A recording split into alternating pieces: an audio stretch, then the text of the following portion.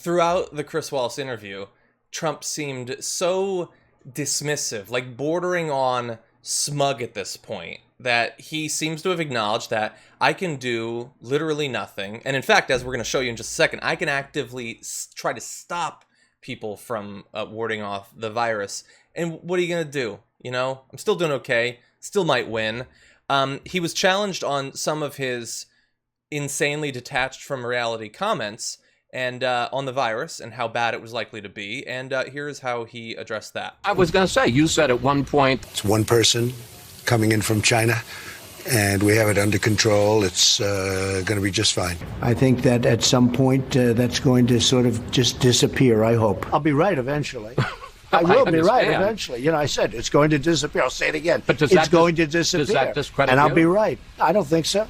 Right. I don't think so. You know why it doesn't discredit? Because I've been right probably more than anybody else. So that was from the very beginning, before we even knew that it was in America, to the very beginning of this month. He's still saying, well, no, eventually, you know, when the sun, explodes into a red giant and consumes the earth, all viruses will be gone. Like this is fun times. Like we're just joking around. We're just joshing each other.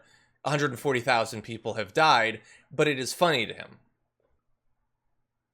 Yeah, what else will disappear? Hundreds of thousands of lives will disappear, have already disappeared. But it's very interesting who he's talking to, right? There's like 3 subsects of people who I think he's talking to. One, idiots, straight up. Just people who do not believe in science, party, Daytona Beach, who cares? I don't know anyone who's sick.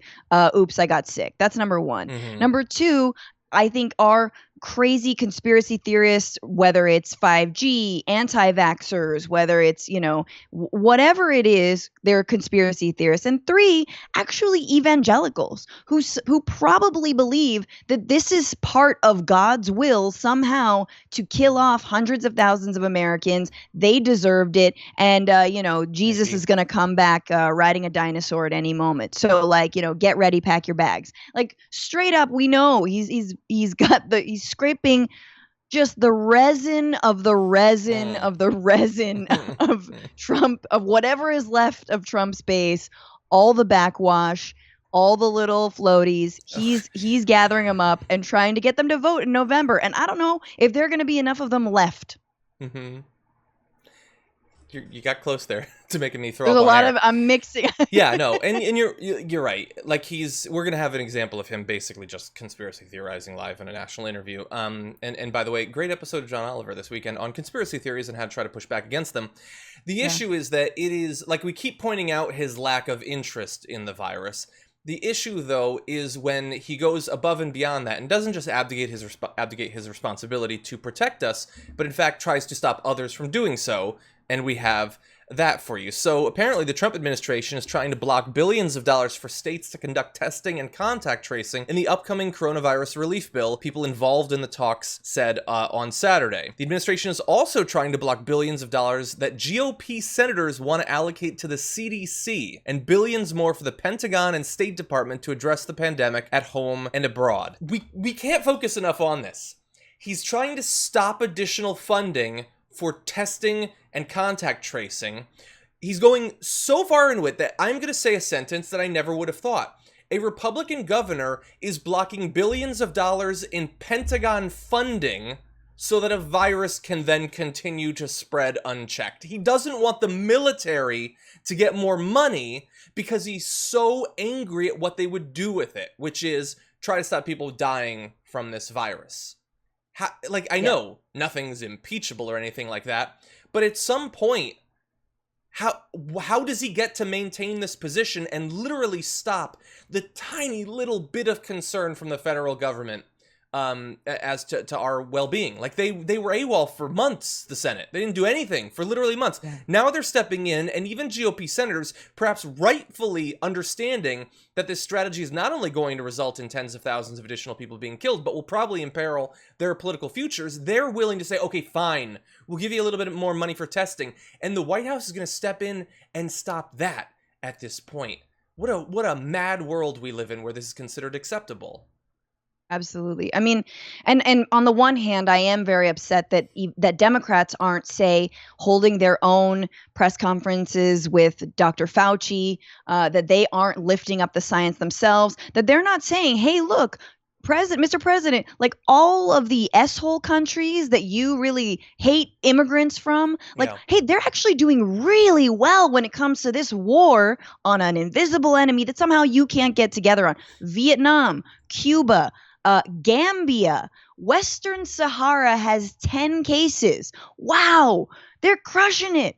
Wow, look at that. So, and yet I sort of understand why they might not be, because they're so afraid, one, of looking uncivil and like, you're not pulling together as a country, but maybe they're actually afraid of what this president could do. And I don't know how much farther we have to go. Like, I don't know how much lower there is to go.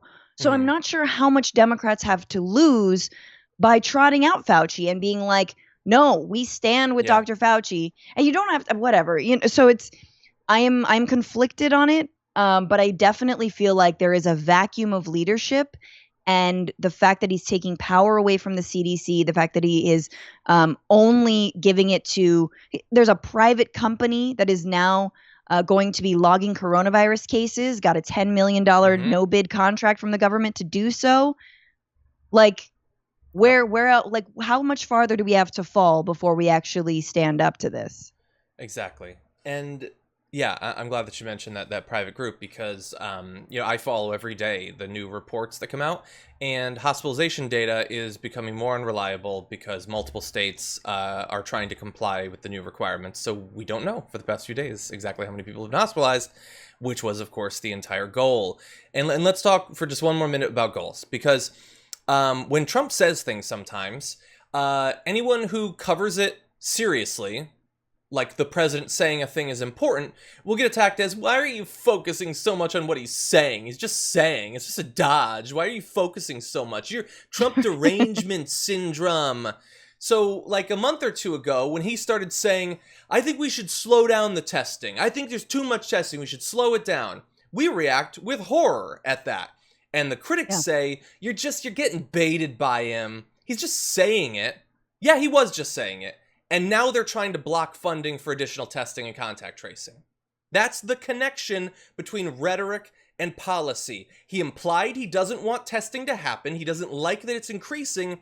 And now he is trying to block billions of dollars in increased testing. I don't know how the line can be drawn any bolder between those two things before people get that he does. Yes, sometimes he just says things and then he forgets. But when countless lives are on the line, maybe we take it seriously until we finally eject this guy from the White House. I would love, there's nothing I would want more, except for possibly a cessation of my back pain, to not live in a country where Donald Trump is president. But you can't just stick your head in the ground. You stick your head in the ground, he's still president, your head's just sandy. That's the only difference. It's not productive. No, absolutely.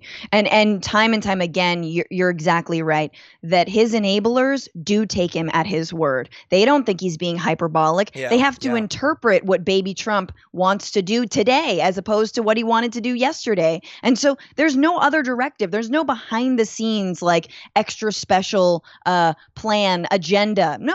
It's just what he's rattling off, maybe even on Twitter. And they're going with this. You're absolutely right. There's a connection between his hyperbolic statements, his ridiculous statements, and the policy that's being enacted, and we're the ones who shouldn't be taken for a ride by not taking it seriously. Exactly.